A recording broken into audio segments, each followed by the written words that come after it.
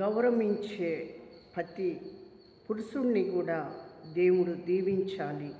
ఎందుకంటే చాలామంది స్త్రీని చిన్నపుచ్చుతుంటారు. స్త్రీ ఈరోజు చేయని పని లేదు. పురుషుడు చేసే పని కూడా స్త్రీ చేస్తుంది. స్త్రీ చాలా గొప్పగా యుద్ధాలు చేసినవి కూడా ఉన్నాయి. స్త్రీ తల్లిగా మారింది, చెల్లిగా మారింది, అక్కగా మారింది, తల్లిగా మారింది, భార్యగా మారింది. స్త్రీ ఎన్ని పాత్రలో ఉందో చూడండి. ఇంట్లో ప్రతి పనిలో కూడా ఆమె ఉంది. బిడ్డలు వేదనలో ఉంది, బాధల్లో ఉంది, కష్టాల్లో ఉంది.